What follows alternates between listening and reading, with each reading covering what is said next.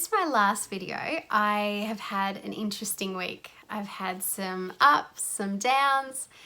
I've had good results, which I'll talk about a little bit later. And we have been moving. Mentioned that the last video.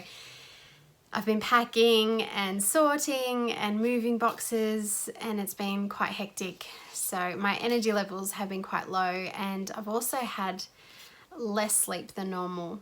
This morning I'm absolutely exhausted because I didn't go to bed early enough. So I'm definitely going to have to work on that as well. Just getting, even if it's half an hour earlier, because it was a real struggle this morning to get up, and I think that affects all the decisions I make, just from my past experience, that when I don't have enough sleep, I'm not making great decisions about eating and exercise, and my mind's really not in the best place. So, lesson for today. To walk or not to walk. I had interrupted sleep last night and felt pretty yucky this morning, but I'm not sick, just tired. I understood that having less sleep affects my mood and my judgment and generally how I was feeling. But what I wanted to understand was to what extent not having enough sleep affected my body and my brain. So I did some research. I listened to a podcast, and the link's in the description. And this podcast talked about a lot of different things.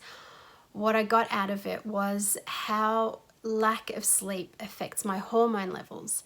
In particular, they talked about cortisol and its effect on how my body burns energy.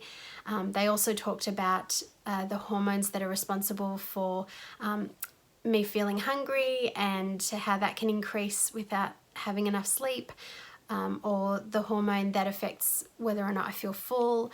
So really, to sum it all up, I guess I understand that not having enough sleep is going to potentially affect how I eat, how much I eat, how I generally feel, and obviously the decisions that I make. The podcast also talked about sleep deprivation increasing the risk of diabetes and other chronic illnesses.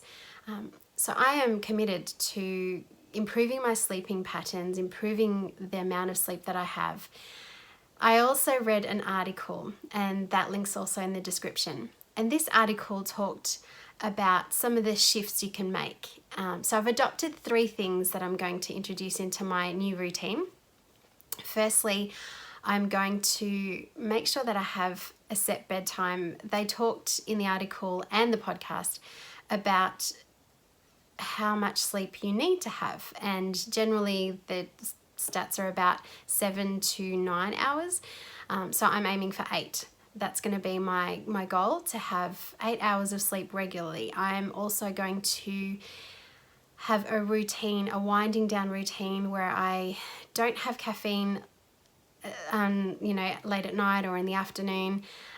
Try to limit my activity, my strenuous activity, or anything that's going to stimulate my mind too much just before sleep. And the third thing is to stay away from technology at least half an hour before I go to bed. And they talked all about how that can affect your sleep. So here I go. I'm going to try and put those into place and hopefully get a good night's sleep. One of the main reasons that I started this YouTube channel was to keep myself accountable. So actually, by you turning up each week, you're keeping me accountable. So thank you for that. The other way that I keep accountable is by tracking my BMI. And I started off really, really well.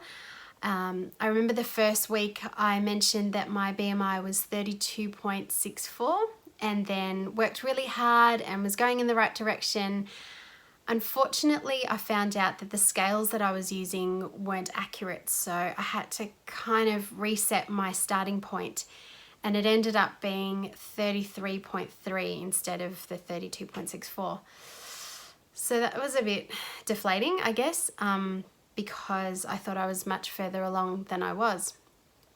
However, I continued working, and it's been about just over a month, and I have gone down 1.2 on my BMI scale, which is still great. Like I'm on track.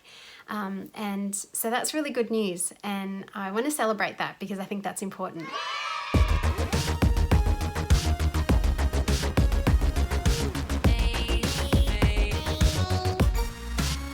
Well, that's all for today. Thank you so much for joining me. Next time, I'm planning on breaking down some of my long-term goals into short-term goals and sharing those with you. Look forward to seeing you then.